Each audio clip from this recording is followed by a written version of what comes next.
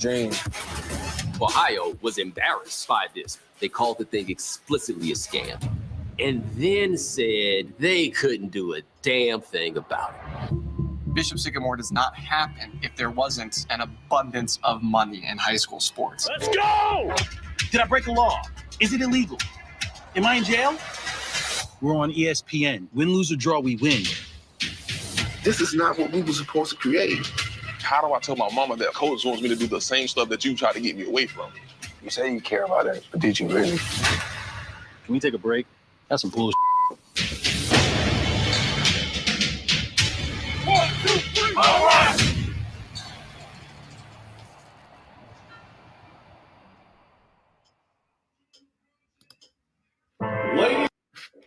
So let me stop sharing for now. So what you think about that? Okay, what do you think about the trailer? I think the trailer is great. I think it gives a great overview of kind of like it's a tease, right? To get you interested into trying to watch the show. But I will say this though. That trailer does the salacious detail no justice. No justice at all. Because some of the stuff that was discussed or kind of you witnessed while you're watching this, man, you go through kind of like this emotional upheaval. I don't know if you did, but I know me watching it, being identifying as a young Black male at some point, right? Mm-hmm. And then seeing, could I see myself in those same positions? And then looking at it on the other end is, could I also see myself as those parents? And then can I see myself as a potential leader who desires to lead? So, man, seeing yourself from all different angles, it was a lot. And it kind of brought me to some pretty stark conclusions. And are you serious? It worked. We in there. So I guess Tia's saying she could see me on my page. This right. Yeah, we rocking. Y'all, thank y'all so much for subscribing and helping me get to this point. I can't thank you guys enough. I really, really cannot thank you enough because it's been a journey for me. And thank you too, Nirvana, like 1,000. You being in my ass quite consistently. That's right. Hi, JNS Adventures. I never seen your name, but welcome in. We appreciate you. We appreciate everybody who's here. So yeah. So that's what I'm gonna say on that piece. What do you think about it? I thought that, as far as the trailer goes, I think it was a good synopsis for those that may not have seen it or know what it's about. I know that Ryan said, "Oh, this man is a crook." Right. I really do suggest that you guys. Hi, Marianne. Thank you so much for coming. I hope you're feeling better. I don't know if you're still in the hospital, but yes, we're glad that we can bring you some pleasure and laughter while you're in the hospital. I appreciate all those comments. Oh, Marianne, if you're listening to this loud and open, please let those people know. I guess give them a disclaimer. Not a disclaimer, right? She says she tells the nurses to ask what she's laughing at, and she'll be like, "Oh, I'm watching a podcast." Yeah. So I don't know. I just feel like, I don't know. That's the bottom line, you guys. That's really what it's about. Now, there are some parts that I do want to share that I wrote down. I know, Jason, I asked you to do the same, but it was kind of a lot. But I took some parts of the show, not a lot, because I don't want to get in trouble again like we did last time with the Kirk Franklin thing or whatever we did last time. But I wanted to kind of pinpoint certain parts. I only did it for just a minute. The reason I think that this story is important for us, you guys, is because this man, I'm gonna keep it 100. We have a family member like this, okay, who could con your ass out of anything. I promise you, they don't think it's a con. I would love but we're not in that space to know their point of view on this, because honestly, I believe that person believes that they're doing the right thing.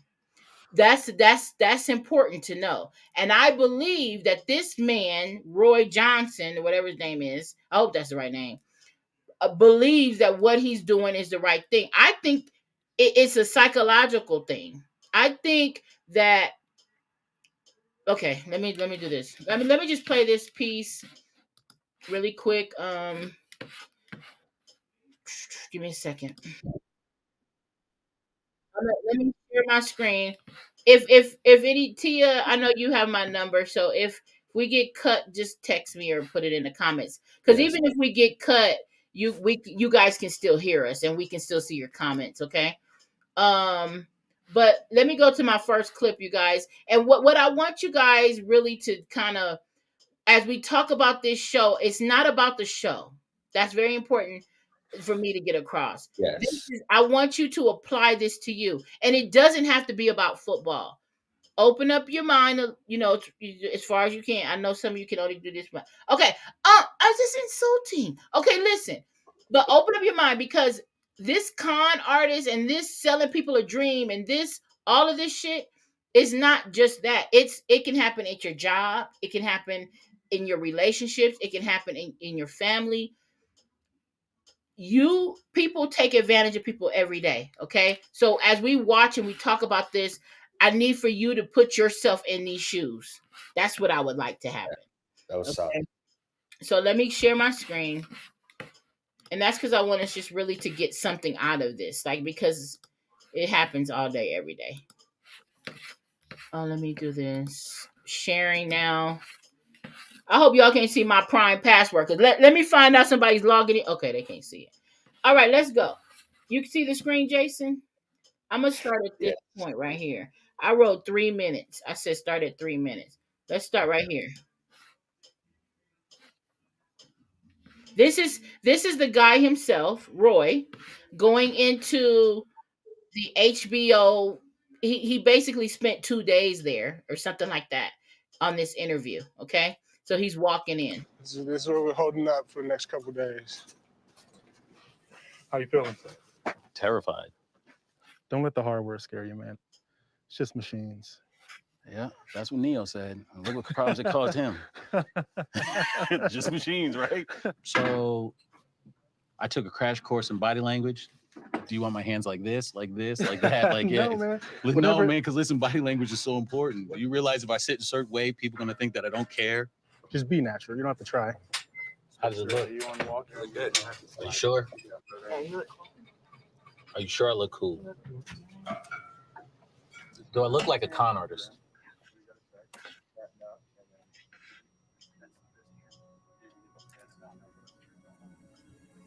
How you feeling? That's what I'm asking. Do I look like a con artist, or do I look like regular normal person? You look good. Okay, there was a specific question in there. Okay, let me stop it right there. Let me tell you my opinion on this. This is what niggas do. And when I say niggas, I'm not just about black people. I'm talking about motherfuckers. This is what they do. Right? What he cares about is how he appears or how he's presenting himself. So he doesn't know that they're going to use this film right at this moment. He's talking to the producers. He's getting started. He says, how do I look like a con artist to you? If you're not a con artist, why do you ask that? Good point, man. I thought about that piece and the psychological implications of it. And the part that got me when he said that was, and this is like for everyday life, right? It doesn't matter if you want to play the game is being played. Period. And you at the table. Period. So this type of individual is here. They're present. They're moving around. And I don't want to demonize the individual, because there's a lot of different factors that could be at play right now, right? There's a lot of psychological factors. We don't know his background. We're going to get further into some detail, but we don't really know his full background. So there's a lot of things that could have been taking place. But I do want to say this, and this is very important. And I'm one of those that's guilty of this, which is I don't like to play bullshit games with people. I don't like to play bullshit games, period. If there's no winning in the game, there's no point of me playing, right? So if it's tilted. But one of the things that I've started to come to realize is that it doesn't matter if you want to play the game or not. You've got to know, because if you're present, you're doing business, you're marrying, you're dating, you're meeting people, you're doing whatever it is that you do on an everyday basis. If you're showing up, you're a part of the game. You're a part of the game. Mm-hmm. You're a part of the game. So you got to know what your adversary is willing to do, which is they're willing to take courses so that they can present themselves better to you. Mm-hmm. That was heavy for me. Yeah. That was heavy. Okay, I agree. I mean, this is very eye-opening for me, honestly.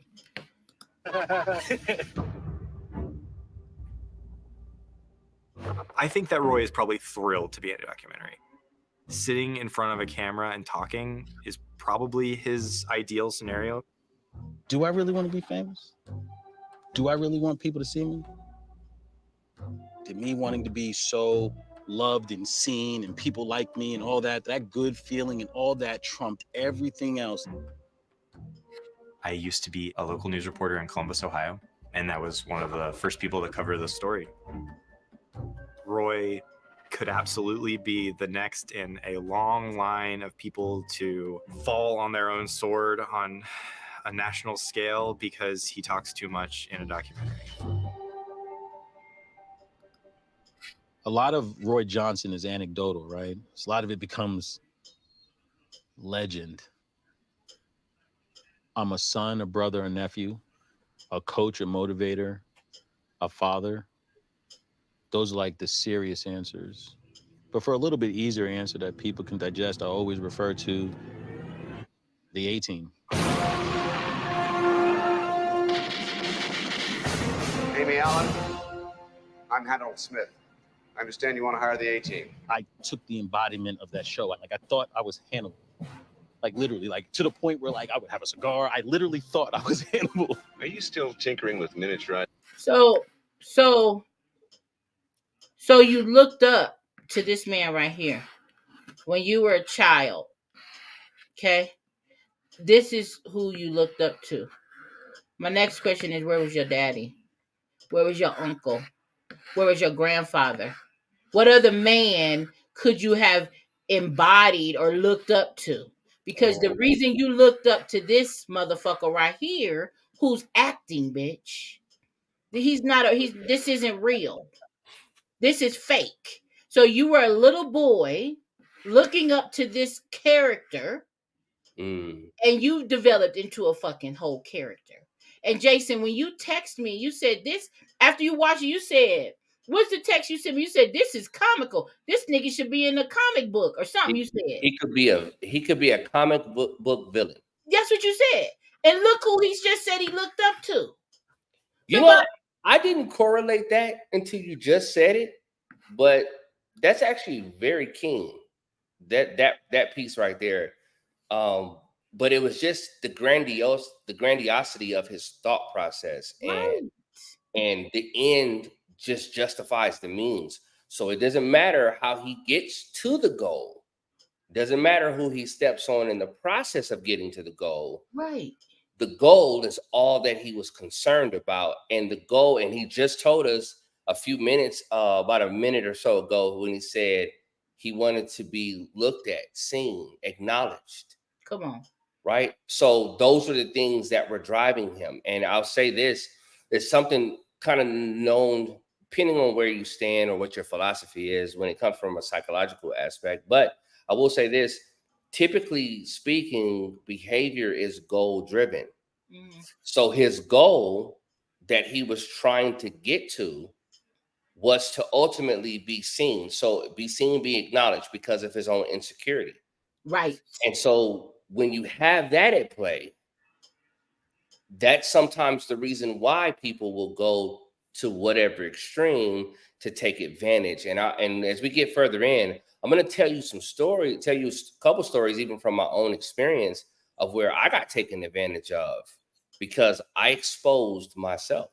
I exposed my own weakness. Oh, that's good. And then in some cases, in one in particular case, I inadvertently exposed my weakness, but it was in the way of because I was ignorant to what my areas of exploitation were. And that's going to be very important as we move on, is that everything that we do, typically speaking, you've got to be willing to take a look in the mirror, because we're not up here just talking shit, just to be talking. Truth be told, you got to be willing to look in the mirror and take an honest assessment, because the goal is we leveling up. And if we're going to level up, we got to be able to identify what's my area of concern, where's my area of exploitation, and being knowledgeable about that. And what we do with it, that's the part we'll talk about a little bit later, is what do you do with that? Right. Okay, I'm going to hit play. Okay, hold on. Now, okay, so now he's about to tell us basically right here why he looked up to this nigga. As electronics? Yeah. Then I have the plan. Hannibal would come up with plans all the time, and then the plans were crazy, right? Even though the plans didn't necessarily work out the way they should, they worked. I love it when a plan comes together. Tell me about your football experience. Is that? Oh, buddy. I figured that would be easy to talk about football. Yeah, well, football in itself is easy to talk about, but the courage to do what we did is deep, deep, deep, deep, deep rooted. I tried to walk on at Ohio State. That didn't work out. And then I ended up getting an internship with the New York Jets. And when I got that and got to be around Coach Belichick, Bill Parcells, Leon Hess, I wanted to be a GM. Like, I wanted to be a general manager. I was fascinated with that. Power. Even at that young age, I would look at Pepper Johnson, Brian Cox, Frost, and say, you guys are these gladiators, physical masterpieces. The scripture, we were created in God's image, must have been thinking about this. And these two old guys over here are controlling you. You want to run tonight, son, or you want to act like a f***ing rabbit? It was amazing to watch.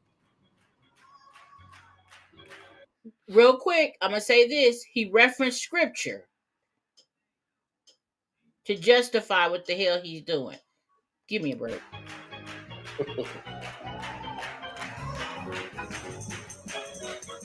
Born in New York, and I was raised in Long Island. Growing up, we went to a church on the corner of these two streets, and I could hear my mom singing right now. And my brother and I would be chomping at the bit to get out of night service before the streetlights came on so we can go play football. My brother is the best football player that I've ever seen. Fast, strong, relentless, and he was cold-blooded. Did I get cut? Stream shut down. Okay. Did it? Yeah. So I'm going to stop sharing. No. So we're still here, guys. So stream got shut down. Okay. We'll give it a moment. Let me put it in the chat. We're gonna give it a moment, and we're done with the video. Give it a second. Okay. Let me know when we're back. I'm typing it in, you guys. Let me know when we're back. Okay. All right. That's fine. Okay, so last time I didn't have to start a new one. It just came back. I just had to give it a minute. Hi, Alvin. Thank you for coming in. Okay, so I just got a message that said it's back up now, but on my phone, I don't see it yet. She will start a new one or come back. Yes, I'll come back. So, Jason, so when watching, okay, so basically, okay, I'm not going to be sharing it anymore. But at the end of the day, really, he's a character. He's a chump, right? And So is the nigga you're dating. So is the female you going out with. So is the job you punch into every day. For me personally, everybody's a chump. Really? Everybody? Everybody's a chump. Until proven otherwise? Listen, you're guilty until proven innocent. Fuck that. Fuck innocent till proven guilty. Fuck you. You're guilty till proven innocent because why were you arrested? So you had some kind of elements about you that got you arrested on the charge, even if it wasn't you. Even if it wasn't you that did that particular crime, it's something about you that said you fit the description. Hold on. So Nirvana, what I'm doing now is I want to make sure. Oh, wait a minute. Oh, we're back. Yeah, because I see us on my phone. Yeah. So we're back. Okay. Mm-hmm. So yeah, you know what? What's good, Alvin? I don't know if we were able to acknowledge you if you heard us, but thank you for coming in. We appreciate you being here. But we're gonna get right back to it. So, I'm perplexed on that one, right? Because bless you. Thank you. I don't know necessarily. I don't typically like demarcate boundaries like that with people. And that's just my own personal thing. And it's probably because I work with a lot of people. And so being the people that are here, because the people on the replay are going to be able to hear what I just said, but the people that just lost the stream didn't get it. What are you referring to when you say that? Was it something I said while we were down? Oh yeah, no, well, yeah, when you were just talking about when you were saying why not laughing, can't repeat it while laughing. Go ahead. Okay, but basically you were saying everybody's guilty until proven innocent. Okay, yeah, I did say that. Yeah. So it's like I'm suspicious of you, and you. You know, it's like I'm very suspicious. Yes, I am. Yeah. It's a defense mechanism. It's safer that way. I'd rather you care enough to prove me otherwise. That way you are the one that has the work to do, not me. So could that be, and this is kind of like this is just exploration, right? But could it also be a part of like a male versus a male privilege piece as to the reason why I don't feel like that? So you don't feel like, well, tell me how you don't feel. So I don't feel suspicious of everybody. And you feel like that might be due to popular. And I don't associate that with safety though. Because I don't feel like I have to concern myself with that measure of protection. You're not suspicious. But now, why did you associate that with being male? Well, okay, so there's this notion, and my mentor did this one day, and he asked us a simple ass question, just a regular question. He was like, "How many people out here have to drive home, walk outside tonight?" And everybody raised their hand to get in our cars to leave, right? Right. And then after that, he says, and how many people, it's at nighttime, right? So how many people here are concerned about your safety when you walk outside? Okay. And literally, majority of the class raised their hands, right? But I didn't. And I was one of two or three other people that just didn't raise their hand. And so he zeroed in back on us, as to why do you think that is? And when he started to break it down, one of the things that he kind of identified was that you live in a society where you're not preyed upon, typically speaking. Because you're, on the other hand, are, huh? Because you're a man. Yeah. So who was the other person that was not afraid? A man? It was another man. So majority of the women were afraid. 90%, 98% of the females that were in my class were. But it was just, all he was doing was it just kind of broadening my mindset to understand that your standpoint could be because of a level of privilege you have, which also leads us back into this conversation here, right? Because what we're dealing with here is this notion that there are people that are out there that will take advantage. Mm-hmm. But do they ultimately believe that they are taking They advantage? well, let me back to your point. They choose their victims. So I think that's where we're going with this. Mm-hmm. The person, the predator, Praise. Okay, Mm-hmm. on the weak. Coming back to the title, do you know what your weaknesses are? So when my husband says nobody fucks with you because you look like you not to be fucked with, he told me that one day. I said, people don't really try me often. It's very rare. But he's like, it's a demeanor about you and I don't know that this exists. I'm just being me, right? But it could have been something I've developed over the years and I have no idea. So to this point, yes, I may come off, and I know that this is true because I've been told this multiple times throughout my life. I come through, I can be a bit much, right? And when I say much, it's like, oh, you know what my husband would tell me when we met? He would say, you're too much work. Ooh. He would say, nobody fucks with you because he doesn't use the word energy, but basically he's saying your demeanor and how you move and shake and walk, everything about you, you look like you're going to be too much work. So niggas like me, street niggas, we looking for people that are easy targets. We're not looking for people that's going to buck up against us or give us a hard time. We want old ladies. I'm not saying him. I'm just talking about in general, right? Yeah. Just criminals. So when we talk about this guy on this show, he says it at some point in this show, or he doesn't say it, but let me not say that. He doesn't say that. Not directly, but he had a target audience, right? Like he drove down the street in marginalized areas looking for kids in the street playing football. Yeah. He didn't go to Beverly Hills. He didn't go to top-notch white areas looking for kids to play ball. No, he wanted blacks because we're good at sports. And he wanted those that are marginalized, who were needy, didn't have fathers, wanted to be great. He preyed on their desire to be great and to be in a D1 school.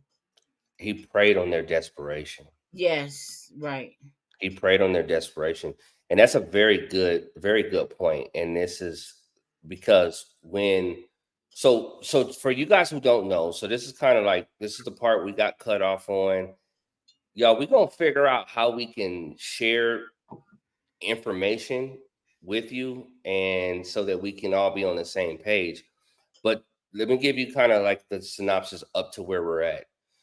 So this individual says he thinks big, and he says, well, look, man, I want to help these kids get into school, get into college. And he did it with his brother. He did this initially with his brother, and his brother ends up getting a scholarship to a school based on his effort. There was no father in the household. He was the older brother. And so he goes to the school, he's knocking on doors, he's talking to people, and so on and so forth. And then he comes to the realization after his brother gets an actual scholarship, he says, man, well, what if I did that and I just kind of extended that a little bit further out and did it with the community? And one of the annotators or commentators in the actual video, he says that when he looked for the people to do this with, and the reason why nobody was looking into what was happening, when he created a fake school, right? They had no actual school. They had no actual curriculum. They had a football team. And he based it on this notion that, well, it can get there. We're just not there yet. And so he creates this whole thing, and then he goes and looks for kids that were desperate. And those are the kids that were just out in the middle of the day playing around, and he finds them, talks to their parents, and gets them to sign on to the bullshit. Can we stop? Can we talks to their parents? Yeah. Because, so check this out.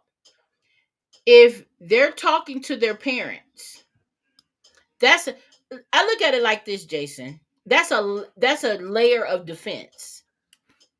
Hear me out. Talk to me. It's a layer. There are layers to it. So this predator, and I'm gonna say it because I can. That's how I look at him. Maybe not everybody, okay? He was on a mission. He had a goal. We talked about that, right? And like you said, he had a goal, and by any means necessary, basically. Yeah. So with that being said, when it came to these kids, whether they were 21, 20, 18, 17, 16, because that does become a point in the documentary that they're not really kids. I don't care about the number. Okay.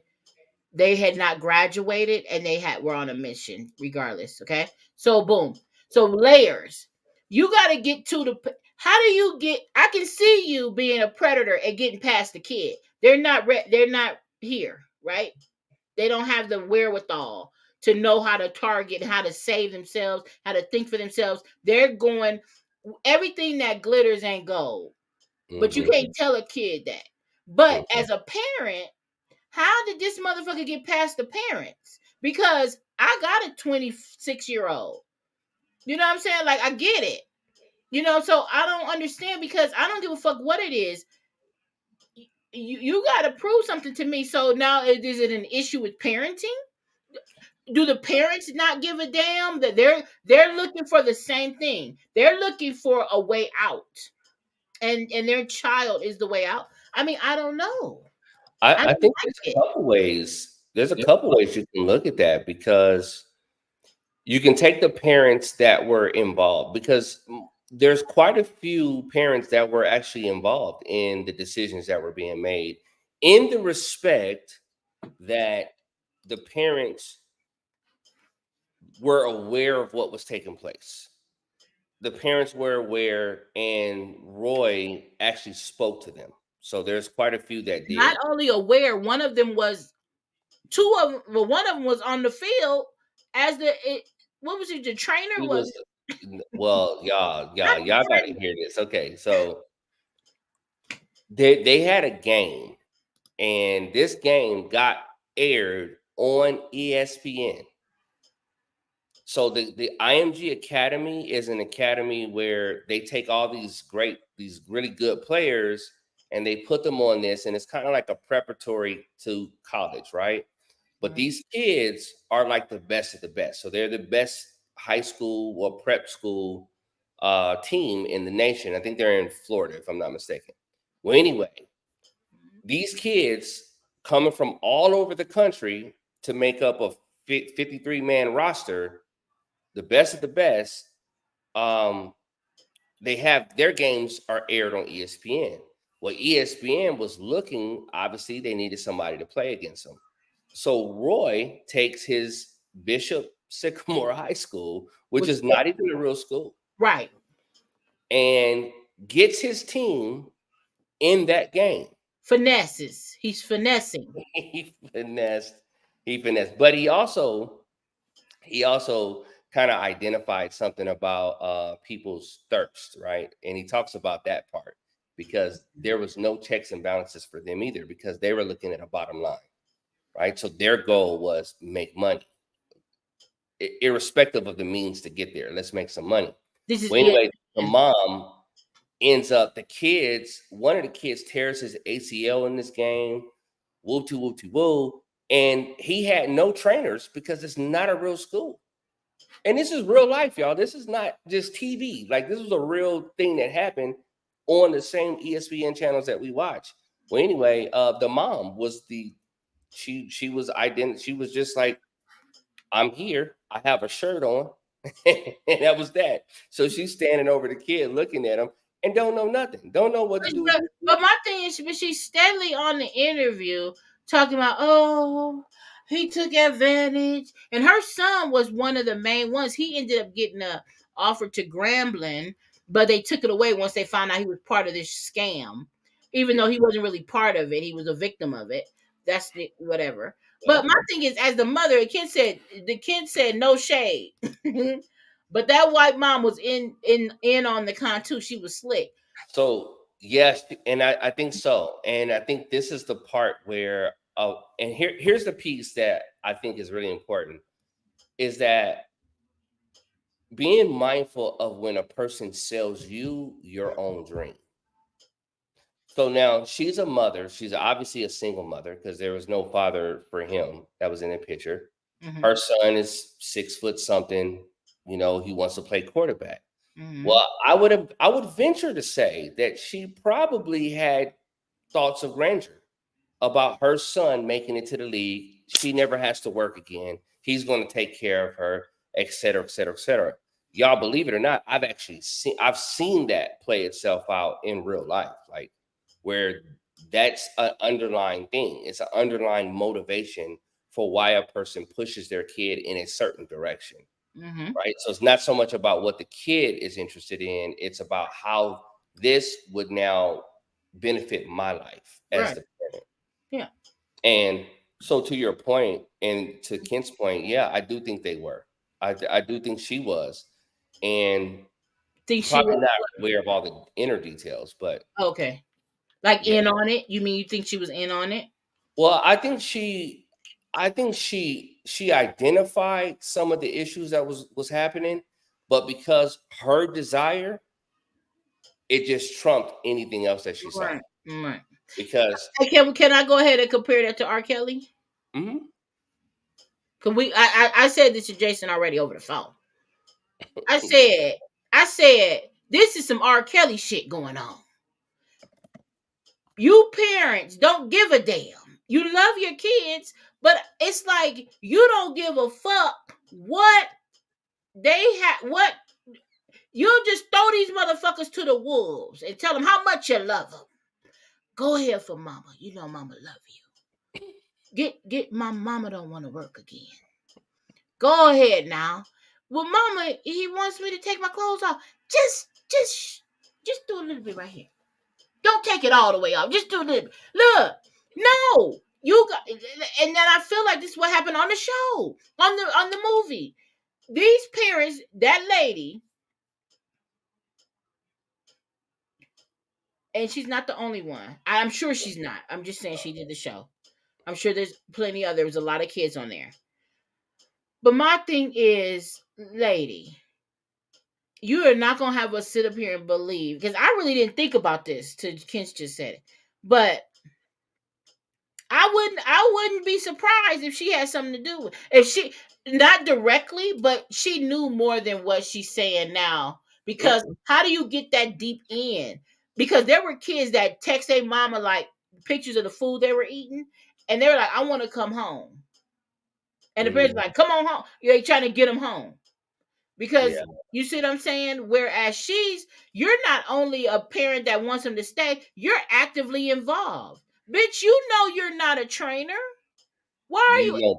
I'd be damned if they put a shirt on me and tell me to run out there. First of all, I'm not running. Okay, I'm going to be in a wheelchair. And I'm going to okay. You're going to roll me out there, and I'm going to tell them I'm going to have Sage in one hand, and we're going to be. I don't know what to tell you. I'm not a trainer. And this is just a bullshit. Listen, we're going to talk about it more. I'm just going off. I'm unlatched. I want you guys to watch this for yourself.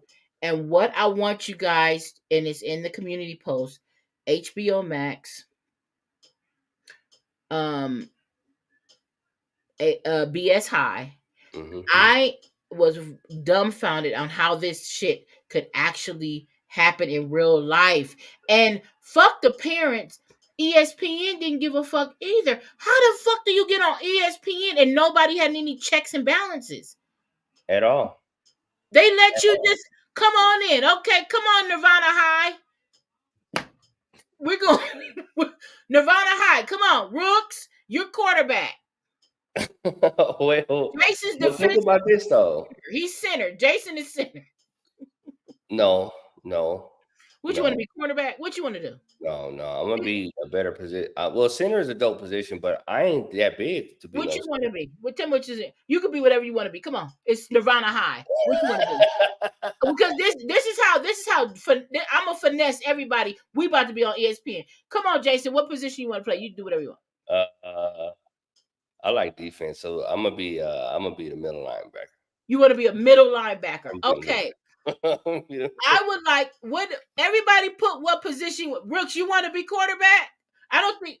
Wait, Brooks. Hold on, Alvin. Now Alvin look like he might have some size on him. He might be tall. Okay. So Alvin might be able to be the center or a left tackle. Okay, Alvin, can you be center on Nirvana High's football team? We're going to ESPN. But none of you niggas is going nowhere. I'm not. Listen, you're not going nowhere, but you might make it on a YouTube show. This is how ridiculous this shit sounds. and then let me get an email in the morning at nirvana30@gmail.com talking about, were you serious? I will blast your email all over this motherfucker. No, I want you niggas to think for yourself. No, this is ridiculous. Wait, look at this shit right here. Look. Oh, wait, no. Hold on, wait, Ken. Everybody pick your shit. Look, Marianne picked her shit. She's the kicker. Come on. This is what I'm talking about. Come on. Marianne. You know what? There was a female kicker recently. Period. In college football, as a matter of fact. She can be whatever she wants to be. She wants to be the kicker. Kids are over the halftime show. Okay, but you're gonna have 2 jobs, Kent. Okay. K1, you lead that class, which means you got some lungs. We might need you to be a wideout too. You know? Oh, you want him on the field? You want K1 on the field? He's gonna have to be out there somewhere. K1 wants to play flag. Are we playing flag or are we doing tackle? I don't think K1 wants to. I don't think he wants. K1, you want to tackle or you want to play flag? K2 okay. probably can run. Okay, Ryan, you don't need me to have. Okay. But you know what, Ryan? That's not funny. You're medical. He's medical. Oh, that's our medical team. That's our medical. Ryan's gonna do medical. So Ryan is just gonna treat everything. Listen here, smoke this. Here. Chew on this. Hey, you have a torn ACL. Eat this chewable. Period. Bottom line. Okay. So Ryan is medical. He's on medical. Okay. Ryan's on medical. Marianne's the kicker. Jason is the what are you again? Defense. I'm on defense. Yeah. He's on defense. And then we got Kent's with the halftime show. Where's everybody at? I need my wide receiver and running back. Wide receiver. Okay, we're doing multiple. So so this is what I'm saying. Nirvana High. We're going somewhere. Y'all, that's exactly how he put this together. Right. He put it together as simple as, okay, you're gonna do this, you're gonna do that. Wait, Tracy wants to be quarterback. Tracy, you're gonna be the quarterback? Tracy said she's quarterback. Who was quarterback before Tracy? Rooks. Rooks didn't want to be quarterback. She didn't say she. So Rooks. Tracy said she'll do quarterback. Where is Rooks at? So Rooks can be free safety. So Rooks is like, what the hell is free safety? I'm not sure I'm signing up for the right thing. You don't have to be good at it, Rooks. You just need the title. Okay, Rooks, you play. Matter of fact, I got snacks. That's the snack mom. No, hell no. Liz is on the field. Liz is fucking niggas up. She can't fuck that. Let somebody soft do snacks. Liz is fucking niggas up on the field. We need. Look, where's Tia? Tia don't know what she want to do. We can sing to that. K1 said he would be the wide receiver. Hey, no, I said K1 got lungs. I said he'd probably be wide. He'll be the wide receiver. Yeah, he's K2 ready. Running back. Well, K2 said he wants to sing. He likes to do halftime. Okay. He can sing at halftime during the show. During the game, he's on the field. I don't think K2 wants to sweat. K2, are you okay with being on the field? K2 be in them classes. But that's only because of K1. He don't really want to be there. He's just supporting his man. Okay. Well, we're gonna need you to support. I'm not touching no one. Okay, Tia said she's bringing the water. She don't want to touch anybody. She has Tia. That's not a real position. She wants to be water girl. We do need a water girl. Yeah. Okay. So she can hand out the water. Okay. Rook says she's cheerleader. You do look cheerleader. Come on, ponytail. Where's Rook? Rook's in that ponytail. She's cheerleader with a skirt on. Well, then in that case, We're gonna need what's the homie name? The 6-foot homie? What's his name? Who? Her husband. Oh, Vino. Vino, he on the field then, goddamn it. If I'm out there, he out there. Oh, Vino has to be out there. He could be oh man, what could Vino be? What she say? He's 6'2", 6'3"? Yeah, what's Kittle? What's Kittle? What's tight Kittle? end. Tight end. Vino's tight end. Okay, listen, Rooks, I have a proposition. You do cheerleading, okay? Okay, Liz is coaching. Okay, we're offensive coordinator. So we're gonna have Rooks cheerleading. I think that's good. I think Rooks is good with that. I think Rooks would be good, like motivating and having people cheer. Okay, but Vino's gonna be the one that throw Rooks in the air and make sure she can do her shit and then catch her. Because that way, when he drops her, we can't be sued. Your husband did it. Your husband did it. Your husband dropped you, nigga. We didn't do it. And then after he drops you, he goes to run out on the, he's gonna. But y'all, we just listen. The guy, he puts this whole organization together. We just created one. Now who's gonna do the paperwork to get this submitted so we can get on ESPN? Truth. Truth. Where is Truth? Truth. I ain't heard her pop up yet, but she the one. She gonna do all the paperwork. That is perfect, Jason. Truth is doing the paperwork. Now that's a paperwork motherfucker, boy. Let me tell you something. Truth will give you. Oh, she's laughing. She sent me a text. She's in the bushes. She's doing the paperwork. Period. Let me tell you something about Truth. If y'all don't know, Truth is getting us on ESPN. She gonna get us on there. Nirvana High School's being on fucking with Truth. She gonna find a loophole in the law. Hey, what did old boy say his name was? He called himself Loophole Larry.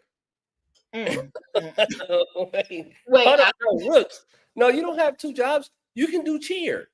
Vino is gonna be on the field with me though, especially since every time we talk about anything, where is Vino? You gotta tell me about how tall this nigga is. Yes, every single time.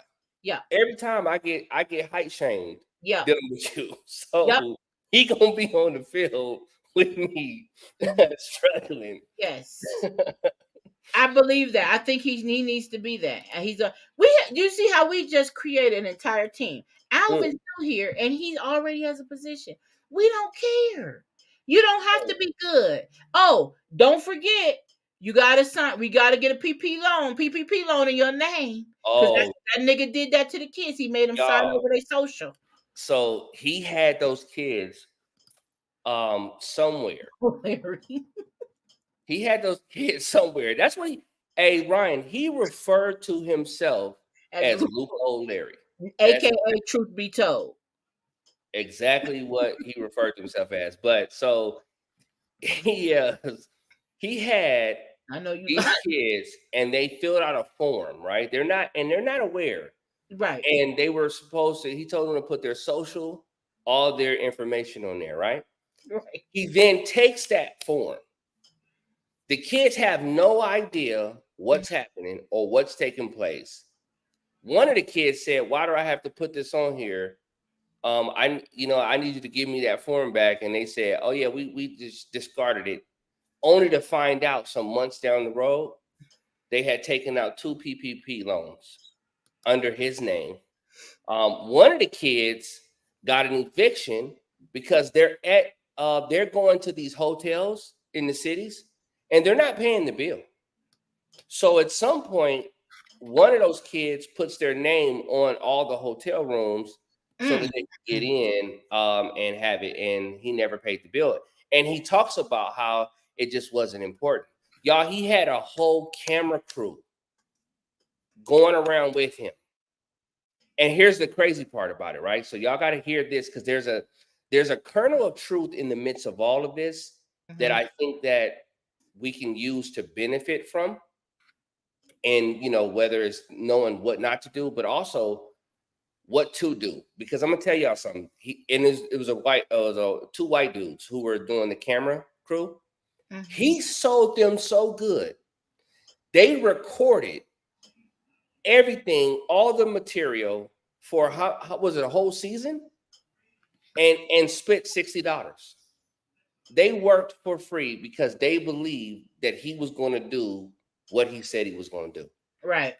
And get them to this, and then get them to those games, and they're going to be world recognized, the whole 9 yards. And I'm telling you, you got to be mindful when people will sell you your own dream. Right. And that's the part of where you've got to be willing to acknowledge, like, okay, so how can I be exploited? Right. I give you a good story. So I was I was 19 and I got out of high school, right? 18/going on 19. And I'm looking in the newspaper and I see this advertisement, and it says you can make $1,500 a week.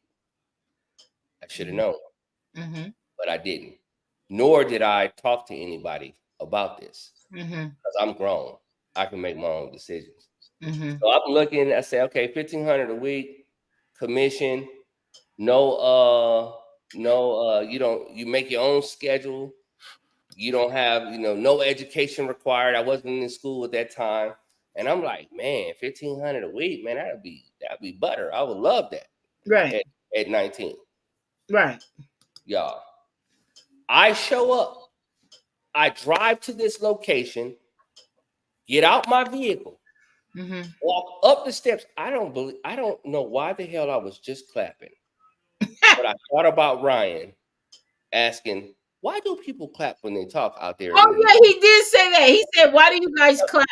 Like, and why do blacks in the U.S. clap when they talk? And you just did it. I just did it. Ryan, we get excited. Niggisms. They in this. They all in this. Yeah. So anyway, I go up the stairs. I get into this room. It's these people in suits, whoop, and they start doing this pep rally. And the pep rally was all about what they made and how, I closed this deal and I made X amount of money. And I'm sitting there looking around at all these people, getting geeked up. And I'm like, okay, well, maybe I can make some money too. maybe I can do it. Y'all, listen, they threw my ass in a white van with windows, drove me out to a obscure area, dropped me off. Right, kids. I think he's talking about a vacuum cleaner, but they still not. I'm talking about the vacuum. Is it the vacuum? It was the vacuum, Joe. They got me. Go ahead. Good. Got my ass off in a neighborhood and said, "Listen, we need you to canvass this neighborhood until we come get you. And when you need anything, call our guy. He's going to come by and he'll bring you the product. But you need to knock all these doors." So I'm supposed to knock on these doors to these people and sell them a Kirby vacuum cleaner. And I'm sitting here looking at this like, yo, this lady don't even have a door. I'm gonna sell her a vacuum cleaner in here. But not just any vacuum cleaner. That motherfucker was expensive as hell. Yeah, it was like $2,500 for this vacuum cleaner, right? But they dope though. Yeah, they are. Were some dope vacuum cleaners, but $2,500 negative. Anyway, the point of what I'm saying is this: vacuum. I was not aware of how I could be exploited. I wasn't aware of what areas of opportunity were in me. I had this thirst. I wanted to do something and get something for free. Right. Well, it was too good to be true. That's another thing we got to remember. When we talk about what are your weaknesses, find out, or this could be you. Nothing in this world is free, and I hate to say that because I know we want to be like, oh, let me tell you, I was talking to do a pharmacy today, and without saying what I do, but I'm talking to a cancer patient. Okay, just found out that she got cancer. And I usually don't give a damn about too many things, right? But whatever. But one of the things she said is she's like, I don't want to, and this was off of what I do. You know what I'm saying? It was a situation that was escalated. I'm trying to figure out a solution, right? So I say, no, I'm trying to figure out something. So she says, I don't want to. She wouldn't say the medication. Like, I'm trying to figure out what I need to do, but she wouldn't spit it out, right? And she said, I don't want to bring this. I don't want to claim it. So people use certain words. You know what they're talking about. She said, I don't want to claim this, and so. At the end of the day, what I told her, so I could get through this and we could get through it and whatever. At the end of the day, that whole I don't want to claim it, I don't want to, that's gonna get you killed. Period. You need to get out of this fantasy. This is the reality. And what I need you to do is tell me what's going on so I can help you and she's like, yeah, I'm trying not to deal with it. And it's like, I'm thinking to myself, okay, this is now behavioral health. I'm just trying to get you the medication. Let's try to figure this shit out, right? But it speaks to the fact that people want to live in or remain in a fantasy, and they convince themselves that, we can convince ourselves of anything if we try hard enough. So you want to act like you don't have cancer. You want to act like you weren't just told A, B, and C. You want to act like, and you don't know what to do. You're frozen, right? I get it. But the reality is, this is your reality. So when it comes to these people, I mean, at the end, it was all good, you guys. It was a good conversation. She would thank me. She started crying, the whole thing. But at the end of the day, with these people, these kids, they were living in a fantasy. What this nigga was selling was too good to be true. Nobody's coming to rescue you like that. And I wish your parents would have told you that and would have stood in the gap as they should as your parents and done the research. Me and Truth are not sending our sons anywhere without doing the research. And that's on period. It ain't no way, ain't nobody getting over on our kids. You too, Jason. Ain't nobody getting over on your kids. It's not happening. But I mean, maybe I'm being insensitive because not everybody has parents. I don't know if it's the capability or the desire, but I think a part of it is the relationships you foster with your children. Because when you mentioned that earlier, the first thought that came to mind was, did those kids in some cases feel like they could talk to their parents, or because some of those kids were over 18, right? Yeah. Playing against high schoolers, we neglected that part because that whole team was constructed a majority of older kids, selling them a dream that you're going to be able to make it to college by playing with this team. Well, you're playing against 16, 17-year-olds in high school and losing on top of that. Right. Because obviously, yeah, some of them was grown. They were older and playing against these kids, but still weren't good enough to even beat those kids. But anyway, the point what I was saying was, it made me think, does my daughter or do my children feel like they could come and talk to me about an opportunity or a situation?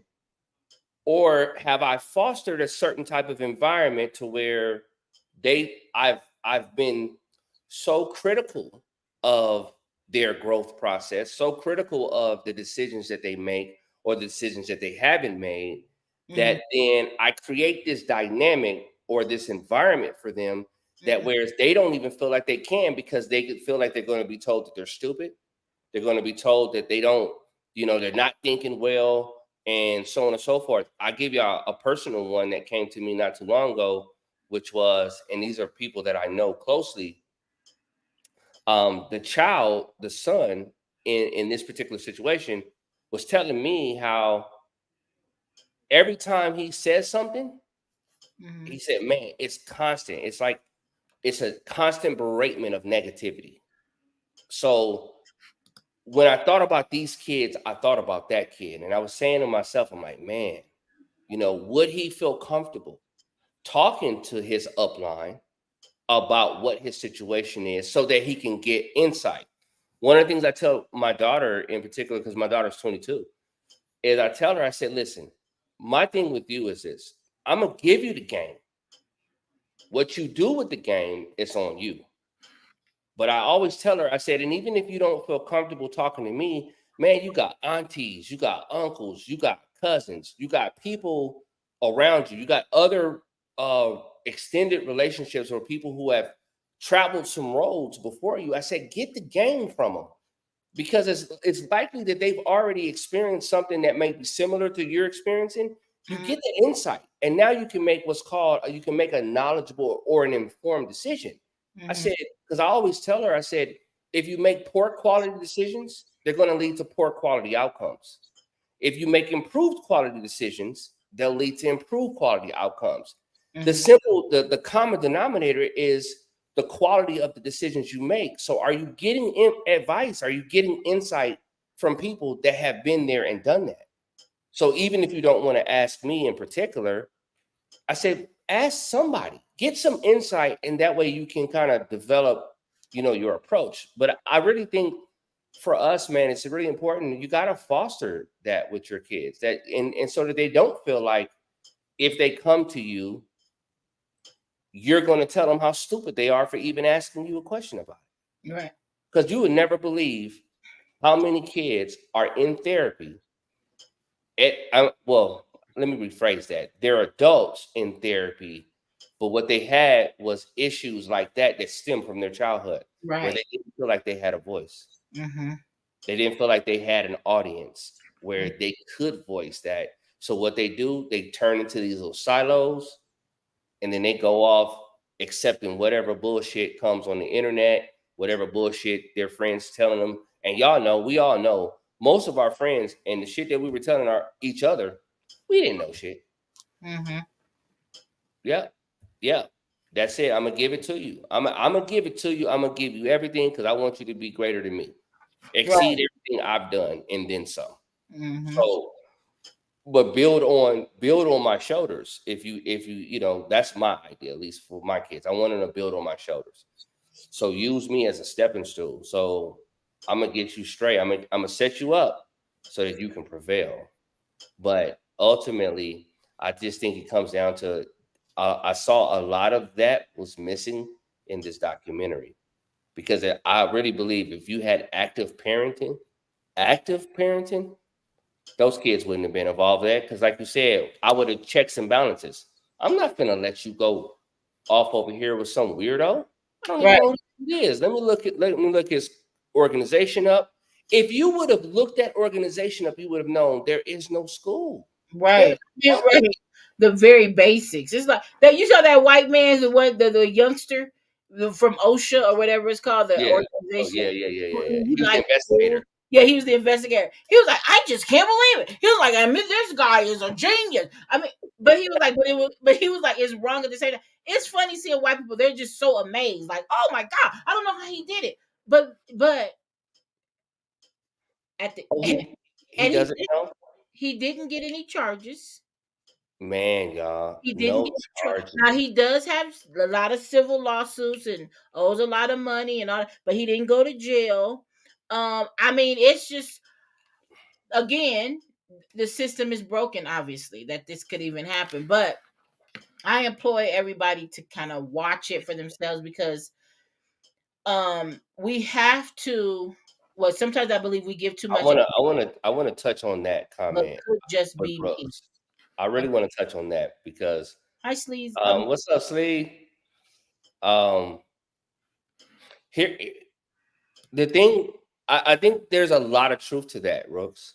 There's a lot of truth to that because, for instance, so Nirvana, you didn't have like some of the experiences that I had growing up, but like I went through times where we didn't have lights, we didn't have water,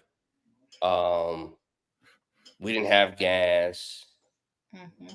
So I had experiences like that, right? I had experiences where food was like there. When I say there was really no food in there, I mean, we would eat every night, but it could have been something that they bought, but it wasn't like pantry food shit, right? Yeah. Mm-hmm. But and this is like I'm fourth grade, because I was in Texas. I remember this particular instance. Well, here's what's interesting. my kids will never know what that was like, right? Mm-hmm. Because I've considered that to be a negative. Mm-hmm. But on the other hand, that also developed a lot of character in me.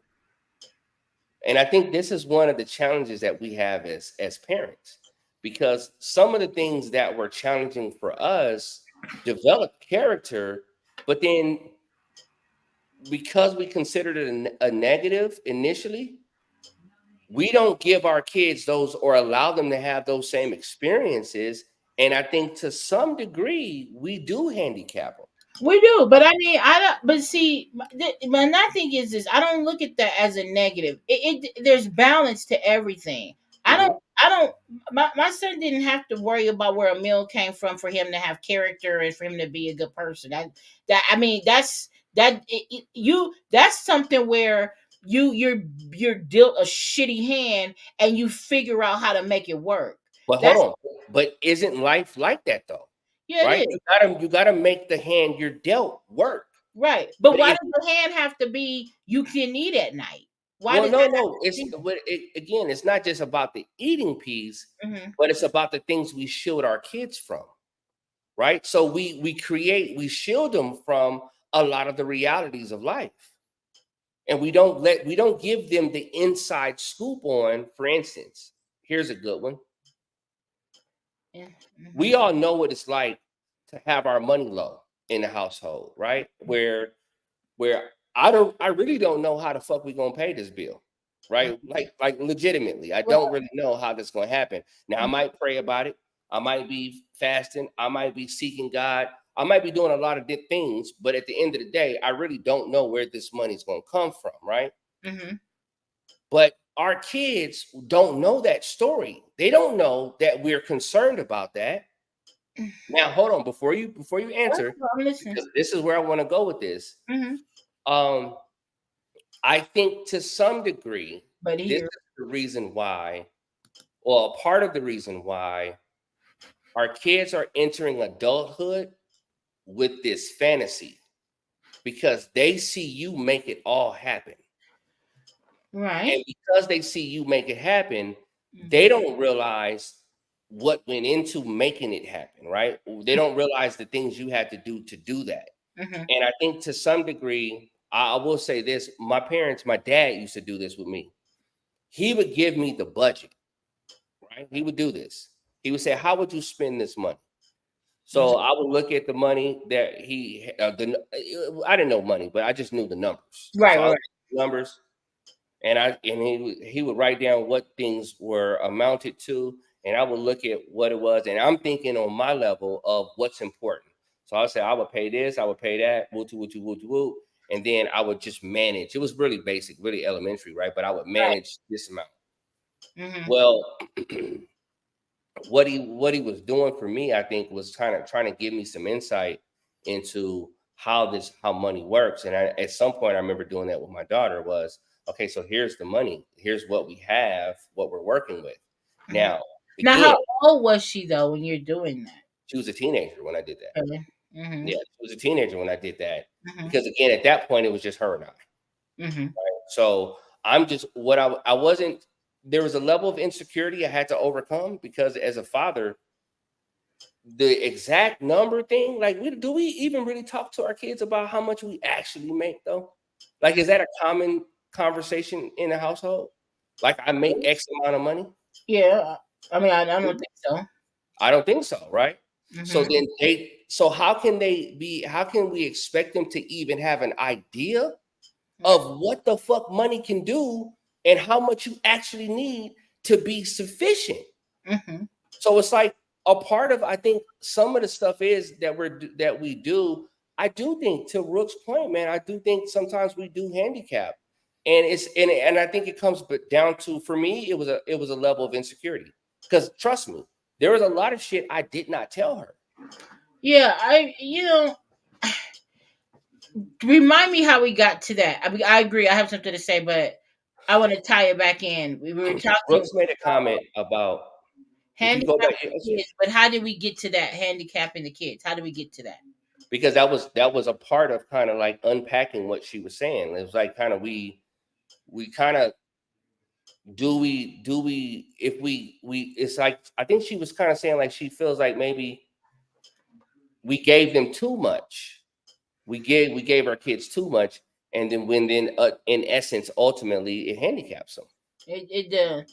But did we tie that into the show? Was it something about the show that brought that up? I'm just trying to make sure that I'm talking. My talking points are to that. If because okay, so we'll figure that out. Maybe somebody will answer that question for me. But just speaking about that topic alone, I think there's a balance. I do believe that there's a healthy conversation that needs to be or should be had when it comes to our children. Okay. But I also believe that there is a certain time and a place, a certain age range. There is a way you don't have to give your child everything they ask for because they ask for it. But that doesn't mean I need to tell you that the light bill is overdue.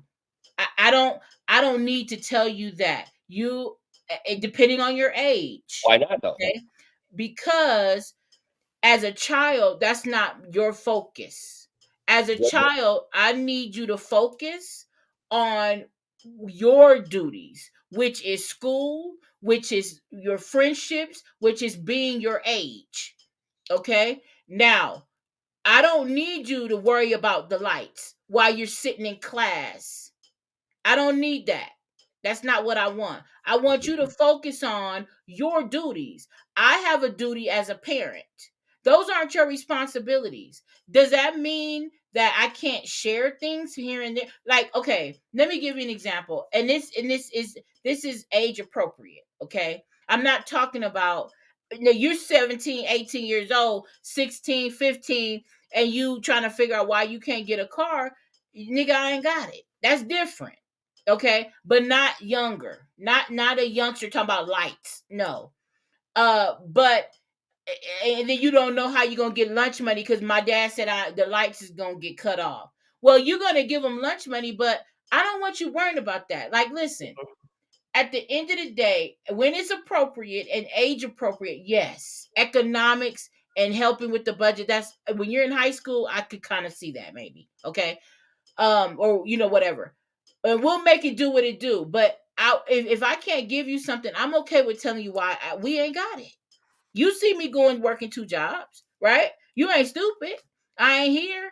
I got 2 jobs I'm working. And okay, let me say this.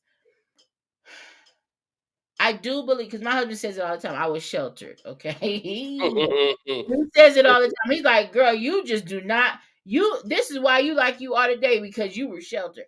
Okay, that's that. I believe that, right? There is some sheltering going on. But I also knew that it was just my mom. And I also knew when my mom said no, that's just what it was. I don't know, Jason. I get it. I get it. And I think it's very important in finances.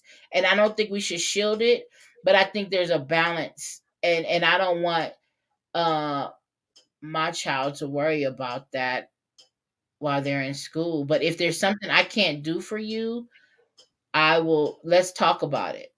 Well, maybe you should get a part-time job. Well, here's the other part, right? Because, and again, I'm not saying that we do, and how this relates is because there was a breakdown of communication in the process between the parents and the children, and nobody was fucking thinking about the total picture, right? Of what's actually taking place, what you're signing your name on the dotted line for. Like, nobody was thinking about what it is that you're actually doing, about the legal ramifications, about like with the young kid, the quarterback, who then couldn't get into he got exposure, but then at the same time they withdrew it because ultimately he was a part of this BS high school, right?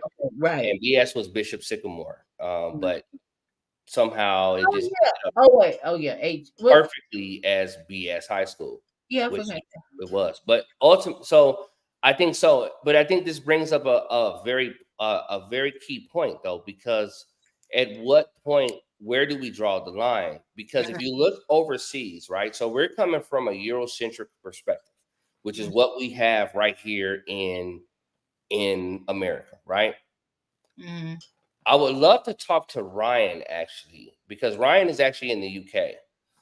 And I would love to find out what are some of the standards that are employed when it comes to children and their access to information. God damn it. Hold on. He It was all $5 myself, and my older brothers all bought candy, but my younger brother bought chicken and rice and cooked it. Oh, I think, and I wonder the level of exposure. What was he internalizing at that point? Because did they expose him to the struggles, right? To what was actually taking place? Because there's so many stories, and there's stories here in America where kids go to work to help take care of their family. Right? There's so many stories of that. And if you think about it, does that create a negative experience for children, or does it really give them insight into what's really taking place? Because all of us were children at some point. Could we have accepted more information and been actually open to more information than maybe the people that were our uplines were comfortable in giving? And I think it comes down to a comfort level, and I'm guilty of this because there's a lot of things I shielded from my daughter.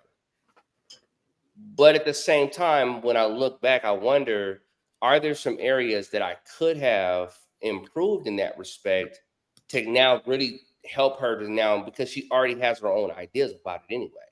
It's not like she's not formulating her own idea. And when it comes to stuff like this, right, I believe it's important. You've got to equip your children and be equipped to be able to make informed decisions, right? So when I was 19, who did I have to talk to? I had nobody to talk to about that decision that I was making. But had I had talked to an adult, a real adult, they probably would have told me, nigga, there ain't no fruit in that. You wasting your time. Right? You wasting your time. And I got kidnapped for a minute. And I don't say that lightly. There could be some real stories out there on the internet. But they took me, dropped me off in the area, and I had no way home except for them. Period. And so I had to work that entire day with them. And I couldn't get away because obviously I knew my car was back at the other place. So, I think there's just some areas, but getting back to the BS high school piece, I really think your village, we've got to do a better job of really like having a village, man, and being intentional about your village. And I think that's really what comes down to it when you think of the checks and balances.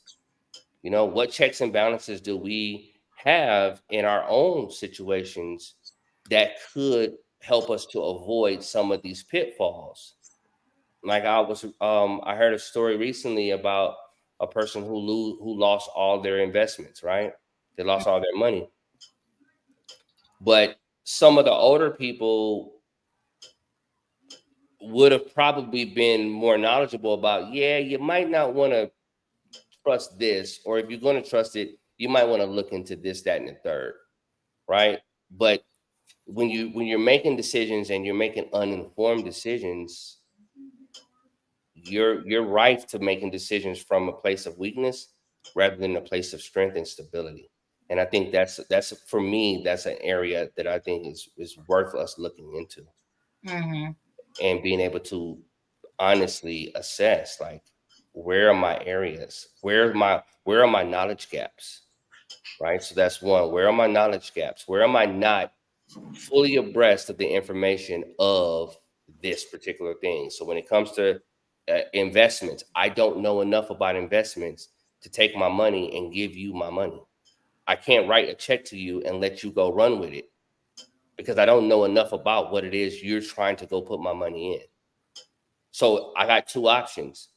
I'm either going to trust you, quote unquote, get some information or become informed about it by either tapping into my circle.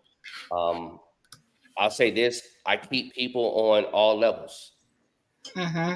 older than me, my age, and people that are younger than me, and who are tapped into information just in this age. I get a lot of stuff from young people, as a matter of fact, about stuff that's happening, stuff that's coming up.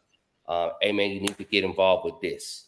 You need to start looking into this because this is going to be something serious. That Chat GPT thing. I've had so many young people tell me about that, and then how to use that in my professional work. I be using I can use Chat GPT to answer emails. Y'all better stop playing with us.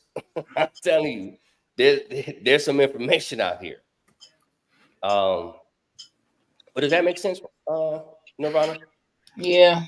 I mean, I guess, but I mean, it does. I just, I just want to, you know, my thing is, I don't, so age appropriateness is my issue. And I'm not doing that to my kids in elementary. Age or So maturity? my thing is this: you can ask me for something. The answer is yes or no. I'm not going to give you something we don't have, and I will just say we don't have it or I don't have it. I'm not going to sit down with you on the bills in elementary. When you're in high school, um, I guess, but I wasn't good at the bills my goddamn self. So all I'm saying is the lights never got cut off. And Did Auntie give you that information when you were younger? no, Did she I give it mean, to you? well, this is the thing. I just never needed for nothing. Never wanted nothing. But you are an adult now, and you're not. And you said you wasn't good with bills. Did she not prepare you? Did she give you that information when you were younger? What information? How to manage bills? No, because she didn't manage them. Is that what you're asking? Oh no, I wasn't asking all that. I What was are just you asking. asking? She told you how to manage it, but if she didn't have it to give, she didn't have it to give. Well, ask me that again. Did she do what? But you got to ask me straight out. What were you asking? Well, when you said as an adult you didn't know how to manage money, right? Right. So my question was, well, you were raised in a household where you didn't want for nothing, right? So did For the she most show part. you, huh? No, for the most part, you know what I mean. When I say want for nothing, I didn't get everything I ever wanted, but yeah. Nigga, you went to a private school. Okay, but go ahead. Finish your point before we forget it. Before I forget it. Go ahead. So did I want for nothing? What was your next thing you were gonna So say? my question is, did she prepare you, or did she show you how to work with money so that then when you became an adult you could work with money? No. So then maybe if she would have showed you early, that goes back to my point, and I think what Rooks was saying is that maybe if we institute these things earlier, then we prepare them to make more informed decisions when they're older. Okay, so my point is she didn't know how to work with money. So how is Oh. she gonna teach me something she didn't know? That's the point I'm making. Okay. So She knew she was a hustler. She knew how to move money around and rob Peter to pay Paul, and make sure shit didn't get cut off. She went to work every day, a job she didn't like, and made money and bought homes, but fucked money off. And when she died, there was a bunch of debt that nobody, but again, I'm okay. I'm here. And my son is very financially responsible. I don't know where the fuck he got it from, but he figured it out. God is good. Won't he do it? won't he do it? He's more So, responsible than me. So I did mean, I ever tell you about the letter she wrote me when we were living in Hawaii? No. She wrote you a letter. What'd she say? She wrote me a letter. And so for those of you who don't know, so Nirvana is my blood cousin, right? And I was raised with her. And so I actually looked at her like a sister more often than not. We're cousins, but she was my big sister. So Auntie, I still have this letter. Do you? Oh my God, this is Still so have this letter sweet. to this day. She wrote me a letter, and in the letter, and this is where I remember her saying, I want you to have an experience that's better than ours. Okay. Right. And Mhm. so she was saying how I want you to go to school. I want you to make sure you get that taken care of early so that you can secure yourself like you can secure your income going forward. Right. Now, did she write that same letter to my brother? No. We're 2 years apart. She didn't write that to him. But what she did was she saw potential, the certain type of potential. And so she was speaking towards that for me. But she wrote that, man. And I remember reading that had to be like 15, 14, 15, right around that time. Cause I was just getting into high school. And I kept that letter for years because I wanted to kind of refer back to that and to see if I was still on track with whatever she said. And again, I'm not the most obedient kid. I'm not the most obedient employee. Right. I'm really not. I'm more of a rule breaker than a follower anyway. Mm-hmm. But what I'm saying is that I think there's something to that because she was trying to give me insight into this is how you can make your way better than the way that I've made. Okay. Because she's like, I want you to do better than what we did. And you're going to have to finish school. You're going to have to do some things differently than how I did them so that you can have a different result, right? Because the definition of insanity is to do the same thing and expect a different result. So right. if we can identify some areas that we could do, and again, and this still relates to this BS high school piece, because again, it's not just about the football team, it's not just about the high school. It's about how do we find ourselves in fucked up positions. Right. How do we find ourselves in fucked up? Right. Yeah. That's true. How do we get? How do we get here? How am I letting this person I'm dating play me? How am I letting this motherfucker use me for shit? How am I allowing this job to make me do more than my job description says and pay me the same and overwork me, and I'm doing it because they're telling me they're gonna promote me if I just keep doing it. And it's been 6 years and I'm still doing it. They ain't promoted me yet. They lying to you. And this is what this goes back to what I said. What are your weaknesses? I don't know. Come on, speak on what it. are my weaknesses? That's I don't even know what mine are. I'm asking y'all niggas, and I'm sitting over here like, well, bitch, do you know what yours are? And I'm like, I think my weakness is let me see.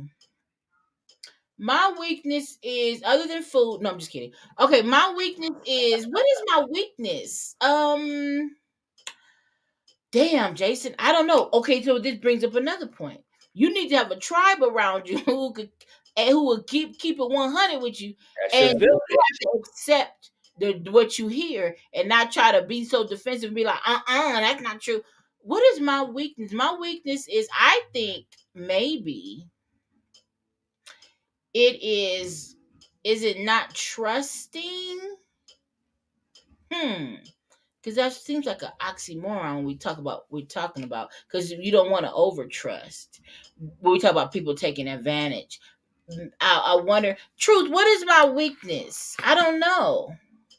I don't know because I feel like I think things through. We all have a weakness. I'm not saying I don't have one. I just don't know what it is. I'm lazy. I'm very lazy. Very lazy. I'm lazy in all aspects of my life. Okay. Like I'm very lazy. So I think that might be my weakness. So I don't know. how can you be exploited? How can I? If you tell me, oh no, that's not true. Let me see. How can I be exploited? I'm lazy. How can I be exploited?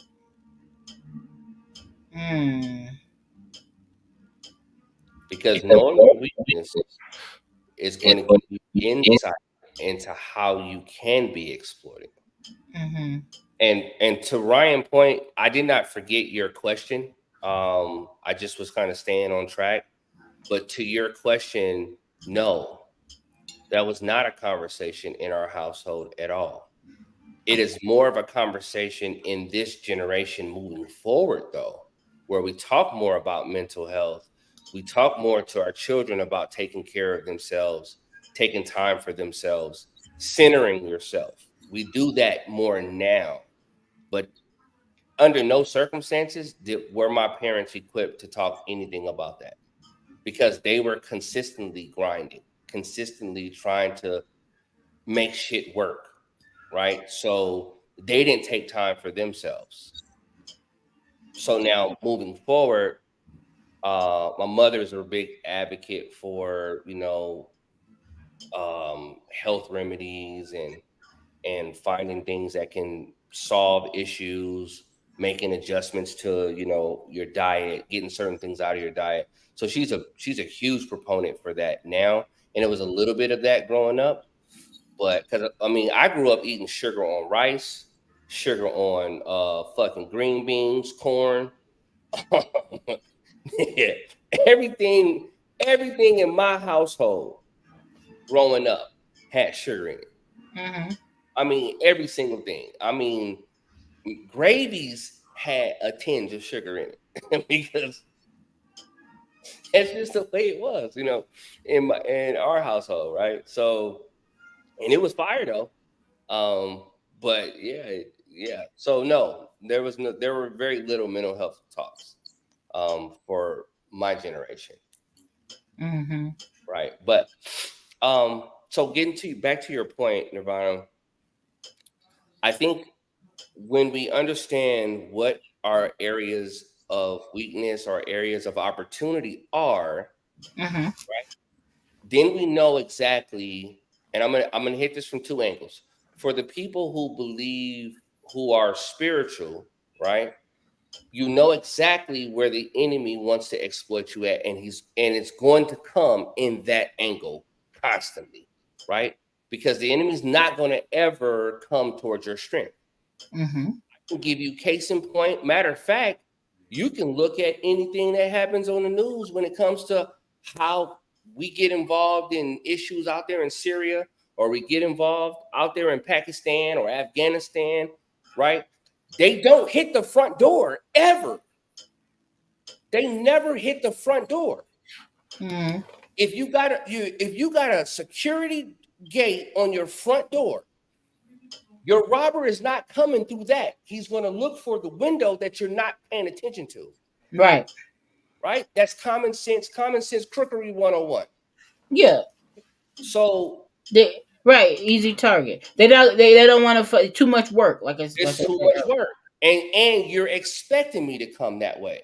So if you're spiritual, one of the things is and you believe like in the dynamic between the God and the devil, then Satan is going to use your weakness. So if you don't know what your weaknesses are, right, then you're leaving yourself open to being exploited through those areas.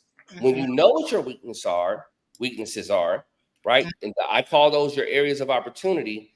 Then you can begin to start building those areas up, targeting and being intentional.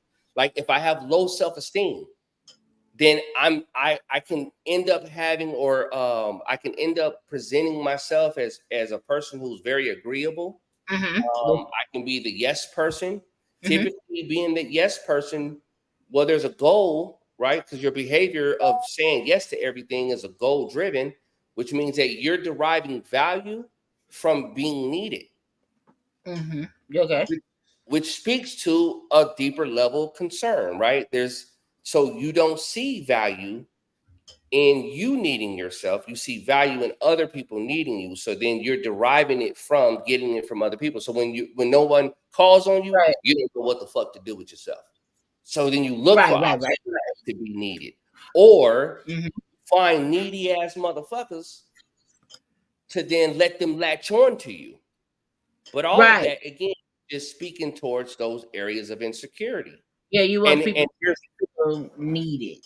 So you attract needy people. You're like, Why does everybody I fuck with need something? It's like Man, listen, man. and trip on this, because when you allow that to start entering into your circumference, right, and you start to notice it. Here's what's crazy is when you are a needy individual, and let's say what happens if you start to grow, right, and you grow out of that. And I promise, I think it was something we said on one of the podcasts. It might have been with Ryan, or it might have been or one before that, but it was this point that we were making, which is what happens when you start to grow, your circle is going to start changing, because you're going to no longer see the need for those types of relationships naturally, because you'll be able to identify the need. It won't fit the need because your needs are no longer the same. Right. So when people sometimes don't know where they find themselves. As a parent, one of the areas that I had to deal with when my daughter reached like the maturity level, she didn't need me anymore. I've been daddy and your source of everything for 19 years. And then it seemingly almost overnight, what do? I went through a early life crisis with that, like legit, because I didn't know how to see myself when I don't see myself as actively as your dad. Because dad to me was an action word. It wasn't just a title.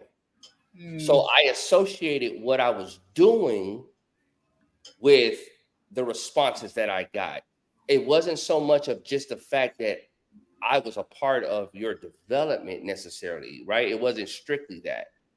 And so for me, when she started, handling her own business, and dad, I did this and I'm working on this over here and I'm going over here. And it was just kind of like, okay, and I felt useless.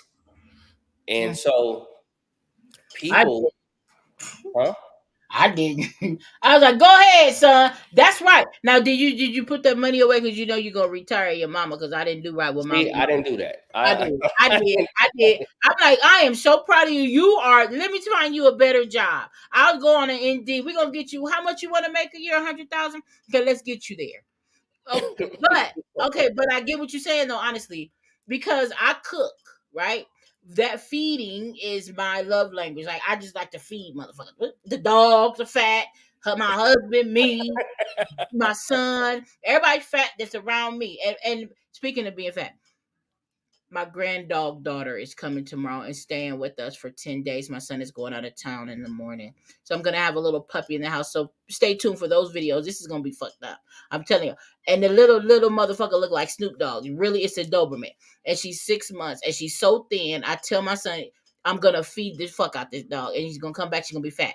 Anyway, that's my love language. Okay. So when you talk about not feeling needed, I have an example for that. I think I hear you. I just got to put it in context for me. I used to meal prep. When my son moved out, the way that I stayed connected to my son was he needed mama to cook for him. I meal prepped. I bought containers. I prepped his meals. I had them all nicely packaged. He would come. He didn't have to cook. He didn't have to eat out nothing. I would make these meals and he would come pick it up. Like, what's that healthy choice? What's that thing that does the meal prepping that's on TV? Yeah. Okay. Yeah. But the moment that nigga said, I'm going vegan, I said, what the hell you are? What you mean by eating pork? That nigga said, mama, I don't want no more meat. I said, how many white people you been hanging around? Where did the fuck you get this? I had a fucking emotional reaction to him trying to eat healthy because that was not in my menu. So I so bad want him to need me for something. I go to Pinterest like healthy version of pork chop, whatever. I'm like, I'm trying to find shit. So he still needs me. So that goes to your point, Jason. I get it. I get what you're saying. That was, for me, it was food.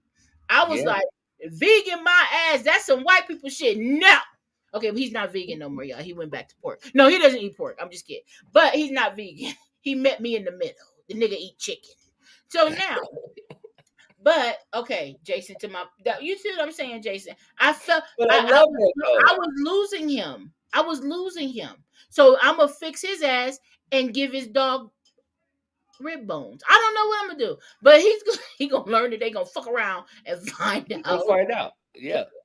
Why that dog don't like them dry ass biscuits no Right. more? You should see this food, right? He likes Popeyes now. The dog's not gonna eat shit he gives him. When he gets back, the dog is gonna be like, nigga churches, period. But look, so I think to your point, right? So, and I love that example because that's where we do the introspection, right? We do that work. And so in that work that we do, and this is why it's so necessary to do this work, because when we're not doing the work. He said niggas ask me for a favor, they have better luck finding Bigfoot. Look, Ryan said, I don't have no problem saying no. Rook said, I can't say no, but I complain. That's very common. I think that's very common. Ryan's like me. You have better luck finding Bigfoot. Because I'm saying no. Period. I ain't got it. I can't do it. Remember Ryan said, oh, hey, we took that $5 and bought chicken. Bought candy. And the younger brother bought chicken and rice and gave them some. And he said, I never forgot it. Never forgot. Left an impression. I'll be cooking it right. But yeah, so for us though, and this is like the encouragement part, is that we've got to be willing to have hard conversations with ourselves. And when we're willing to have those hard conversations, we're going to come to some hard conclusions that are ultimately going to help us to now shake off the things that we no longer need for our journey. Because your value is never in what you do. I'll tell you guys this just from research of dealing with people. So one of my early research interests was the aging population. And so looking at that, so the high levels of depression, et cetera, et cetera, et cetera. So you start to look at, well, is it a nature versus nurture thing? So nature is it something just natural in people that just occurs, right? Or is it nature? Is it nurture, which is your environment? So are there environmental factors that are contributing to what's taking place? And one of the aspects that we find through research and just looking at the data is that for men who retire, the levels of depression skyrocket. Well, why is that, right? Well, when you look at it, it's because men associate what they do with who they are, what I'm able to provide. So when I was in a relationship, I was married and she made a lot more money than me. When I couldn't swing as hard on things as she did, oh my God, it was frustrating. And at that, there was a period of time where I was just in school because I was still finishing my degree and I wasn't working at that time. So I had my student loans or whatever I was doing. But I noticed how what I started to feel internally, and that's how I came to the conclusion. I realized, well, I'm seeing myself through what I do, not in who I actually am. And so one of the areas that I had to be intentional about was building up myself in the areas of I'm not just what I do. My presence alone is valued. To a certain degree. No, nigga, to a large degree. I mean, I'm not someone not what working. do you mean? I'm not talking about just not working. I'm not saying that. I'm not justifying for me to sit at home and let her. I'll get stuck on that. Okay, sorry, I'm sorry. That's not what I'm saying. No, Okay. what I'm saying is I go to work because I'm a team player too. Right? I have goals that I want to get to personally. I also want to be able to do things for my family. So that requires that I need to get out here and let's hit it, right? Let's make it happen. But what I still had to do was I had to do some inner work to deal with the level of insecurity that I had because I didn't know that I was only associating what I did. I've always been the primary breadwinner at that time. Up until that point, I've always been that. I've always made more money. So then we just figured it out, worked it out. But then when I get in a situation where I wasn't insecure at first, but through some turns of some events and shit that was said, it started to hit. I found a chink in my armor. So my thing for all of us is just being mindful, being open to have hard conversations. Hey, who gives a fuck? Because am I that same person today? Fuck no. But I'm gonna tell you one thing though. I would still be if I didn't do the hard work. Finding out, identifying what my weaknesses are, where are my areas of opportunity so that I could tighten that shit up so that I can't be exploited in those areas any longer. Now, do I still have areas that I need to tighten up? Absolutely. Right. That's and true. We cranking them boats because the whole goal, and it's not for other people, it's for my own quality of life. Title carries no validation, but I guarantee you, a lot of people that we encounter, them CEOs that walk around with their ass on their shoulders, is because they feel validated by their title. Matter of fact, I give you a good case in point.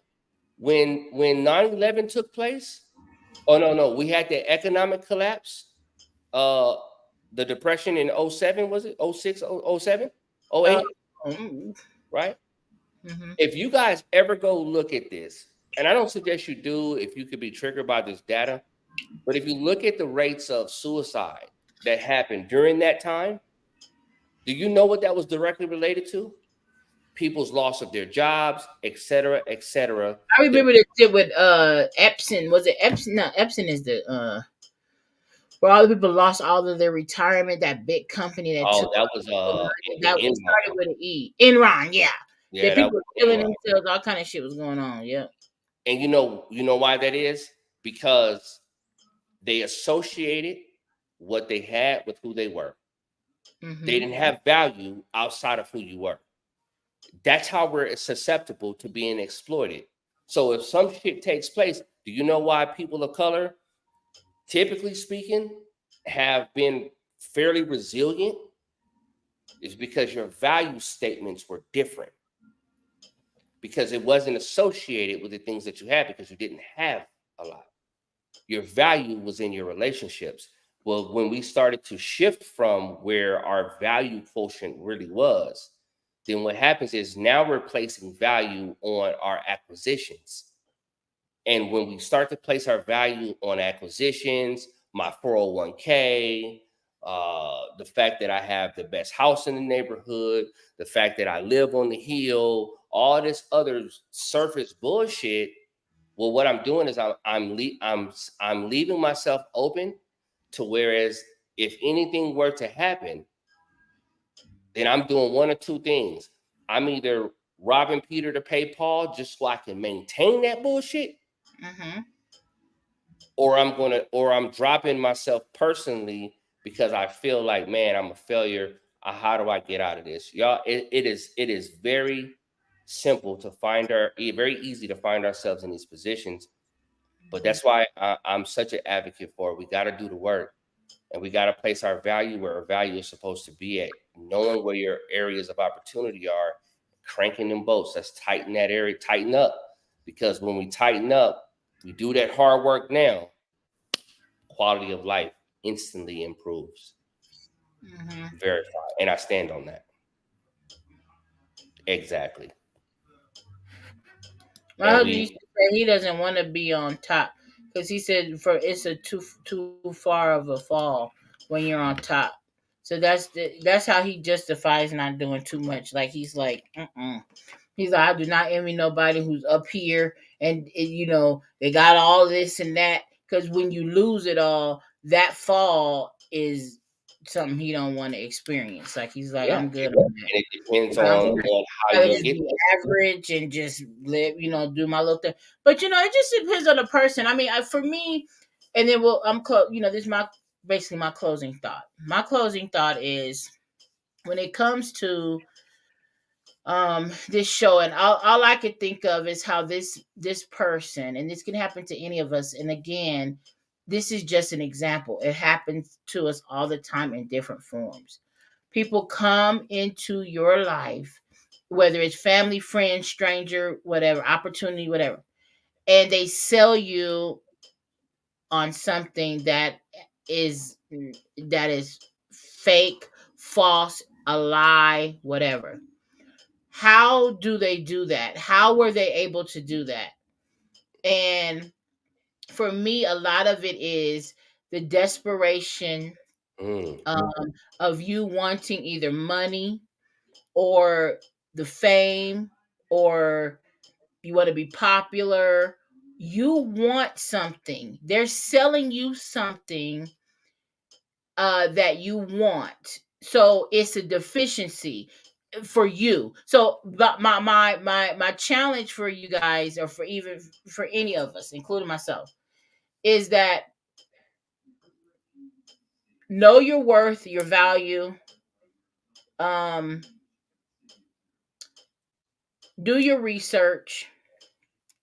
Don't fall for the okie doke. I don't care what it is. I don't care what it is.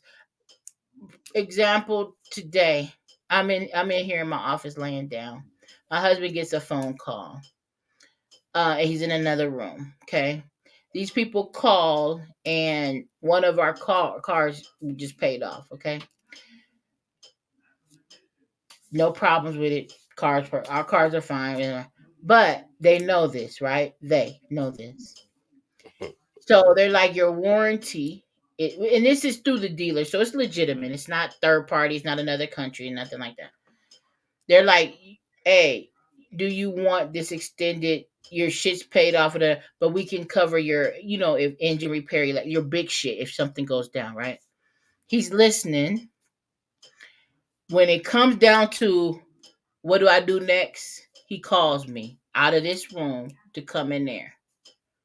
He knows what his weakness is. Come on. He knows where I'm strong and he's weak.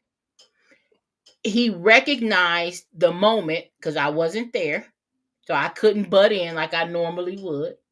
But he knew. He said, I need you to talk to my wife. And he called me, and I'm like, huh?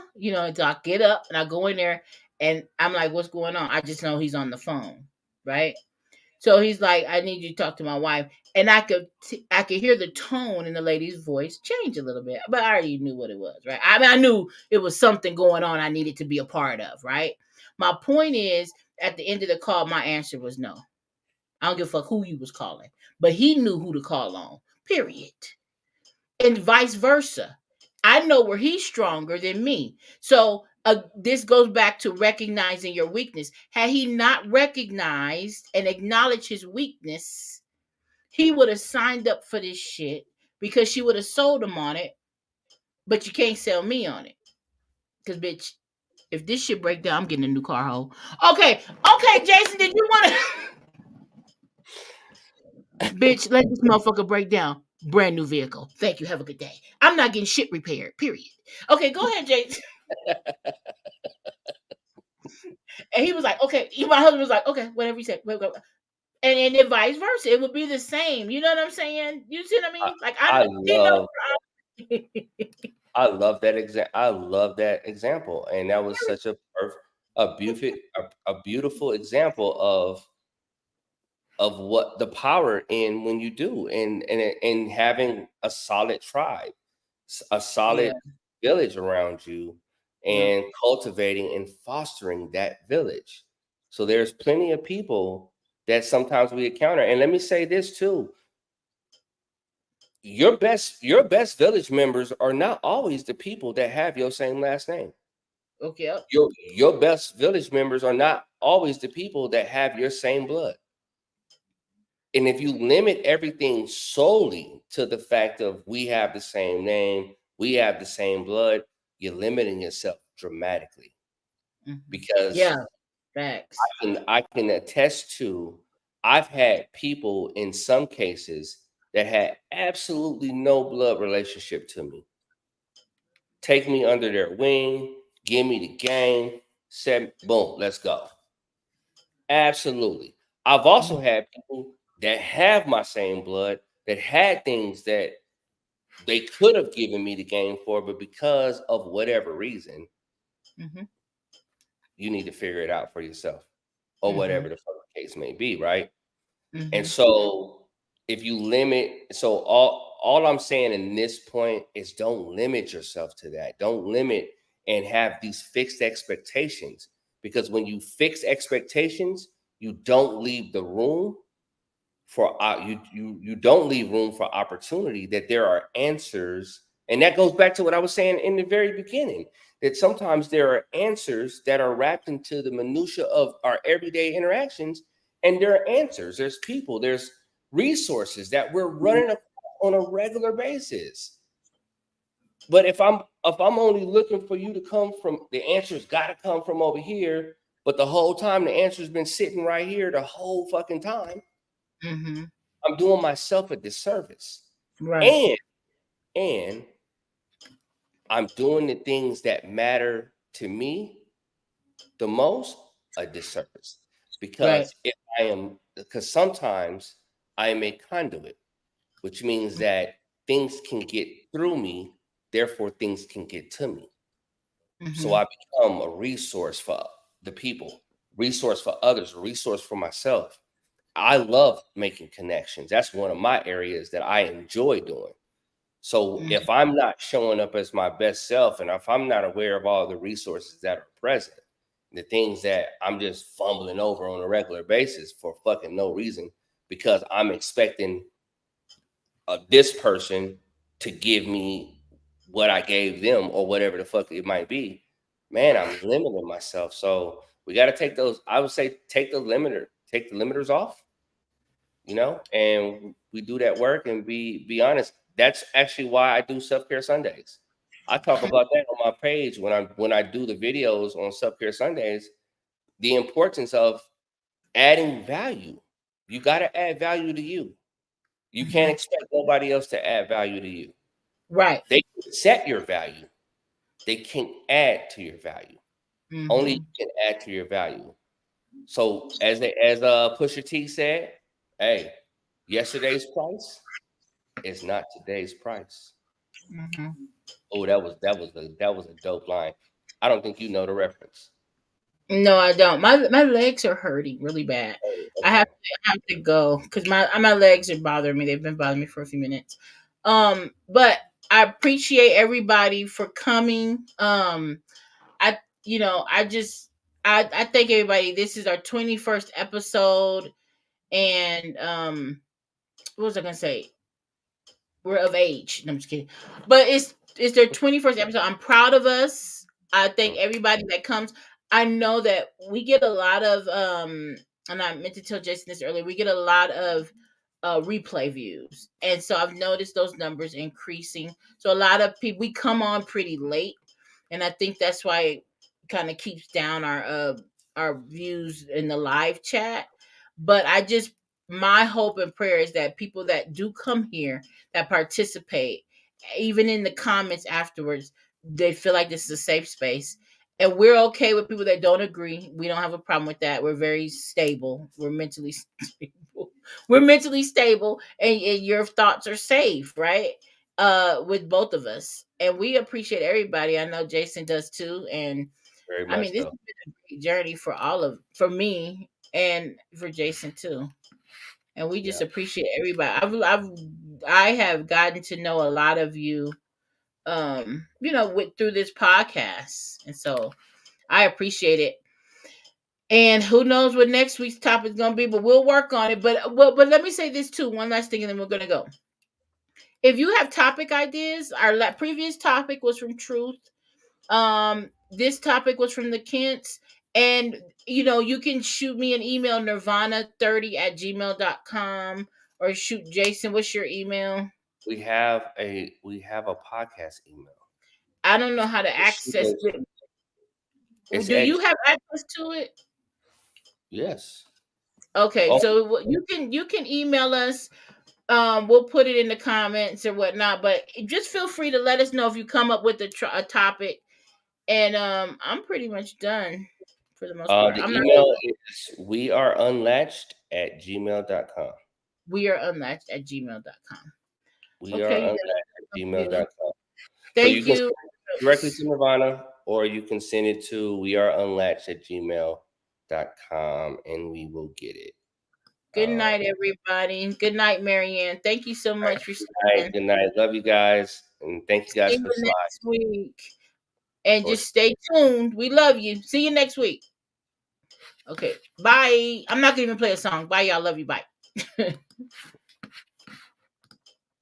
Oh.